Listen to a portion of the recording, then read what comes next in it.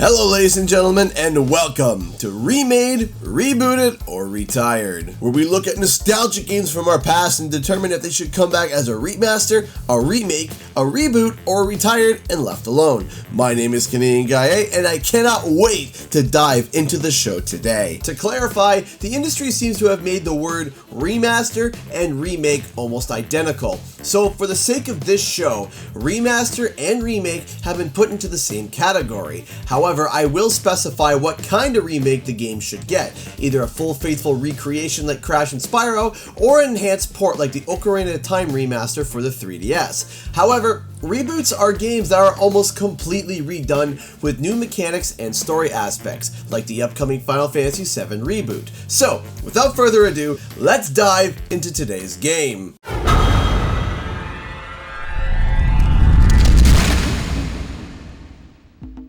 Jak and Daxter was a game franchise created by the legendary Sony studio Naughty Dog. Fresh off of developing Universal's legendary platform Crash Bandicoot, the game that got them on the map in the industry, they wanted to sink their teeth into something new, something that excited them but used the full power of the PlayStation 2.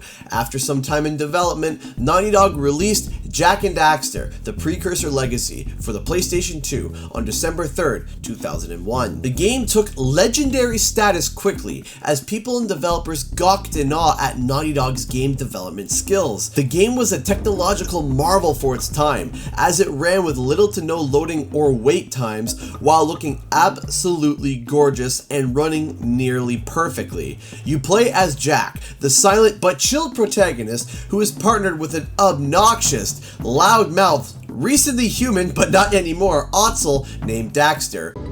What?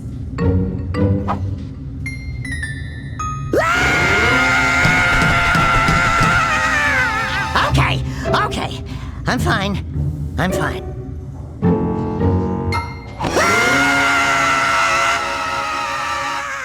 You adventure through different lands trying to figure out how to turn Daxter back to human by looking for an ancient civilization's artifacts and tools. The game itself plays very much like a 3D open world Crash Bandicoot with some aspects of Spyro. You have to collect different collectibles while trying to jump, spin, and slam, allowing for interesting platforming options while dealing with the world's enemies. However, there's a natural energy called Eco. There are different kinds of Eco, and each one grants Jak a unique power, from health to speed and magnetism to literal fireballs. The game was received very positively with the critics and scored an average of a 9 out of 10 and won many awards. Look, old man, are you gonna keep yapping or are you gonna help me out of this mess? I'm gonna keep yapping. However, after the first game, Naughty Dog decided to change their direction with the franchise, giving Jak a voice, a gun, and a bad attitude. I'm gonna kill Praxis.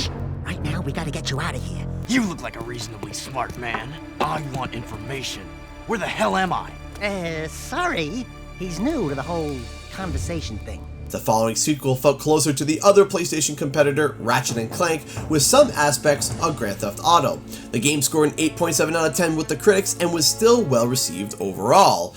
Then, in the next game, Jak 3, they lightened up a bit on the dark turn they decided to add from the previous game and return a little bit to its goofy roots.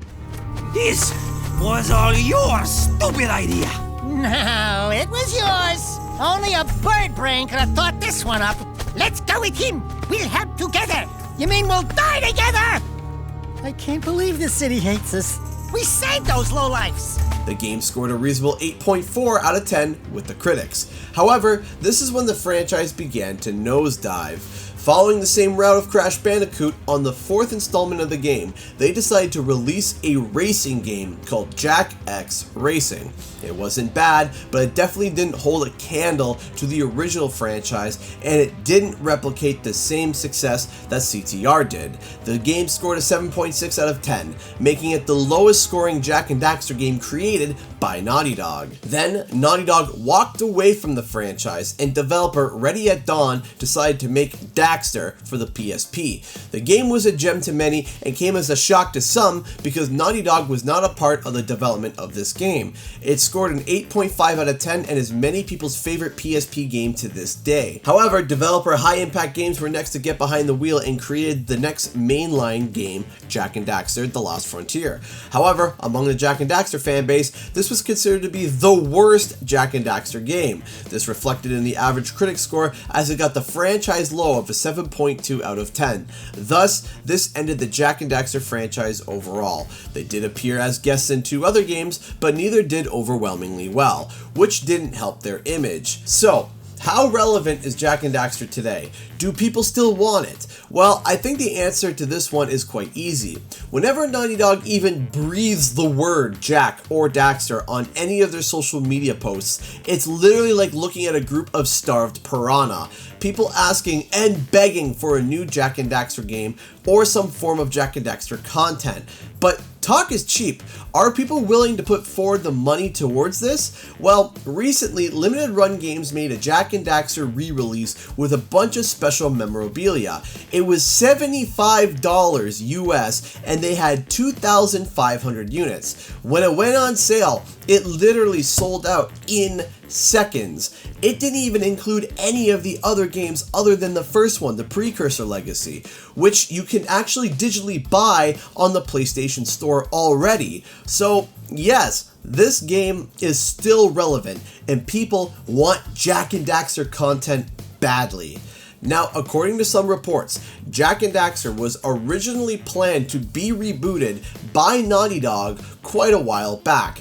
They were in the concepting stage as they decided to go for more of a hyper-realistic route like they did with their Uncharted franchise. Unfortunately, they could not seemingly nail the look 100% of the main duo, especially Daxter, as it was planned in this reboot that he would not be this loudmouth fuzzy rodent and was going to be a silent animal. Okay, I swear, that's the last time I ever touch any stupid precursor crap! Ultimately, Naughty Dog decided to cut the project altogether, and the director of the project, Neil Druckmann, led them to create the award-winning game, The Last of Us. So, with this information, should the original trilogy be remade, rebooted, or retired? Rebooted. Okay, so this might come as a shock to some. Why should the game be rebooted and not just be given the same treatment that many other classic games today are getting? Well, there's a few reasons why. See, remember how I said that Naughty Dog took a real dark turn from Jak 1 to Jak 2? Well, this was felt by a lot of people.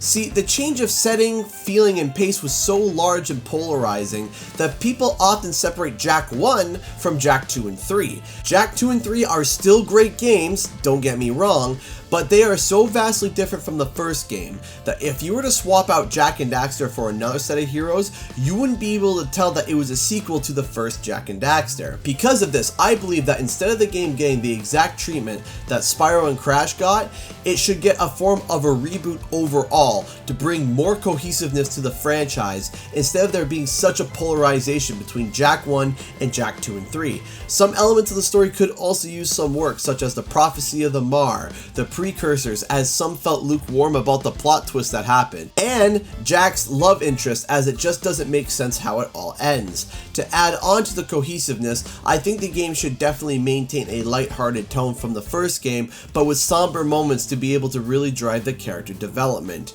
I also believe that perhaps a new Sony studio should take the helm for this reboot, as Naughty Dog's focus has been more on realistic and story-driven games like Uncharted and The Last of Us. They also had stated that for the foreseeable future, they want to work on hyper-realistic games, so it might be a smart idea to try and get a studio who is comfortable with the wacky and kooky world of Jak and Daxter. We've already seen this with Toys for Bob leading the helm on Spyro, and Vicarious Visions and Beanox leading the helm on Crash Bandicoot, and they've both been doing amazingly well. Overall, Jak and Daxter was a standard game to own if you bought a PlayStation 2. Many people who have not played Jak and Daxter have at least heard about it when they were kids. It was always sold out in stores, and to rent it was a pain. I think this game should make a fresh comeback for fans new and old, and I think a reboot would be a great step to bringing new ideas but keeping the spirit of the originals in the game.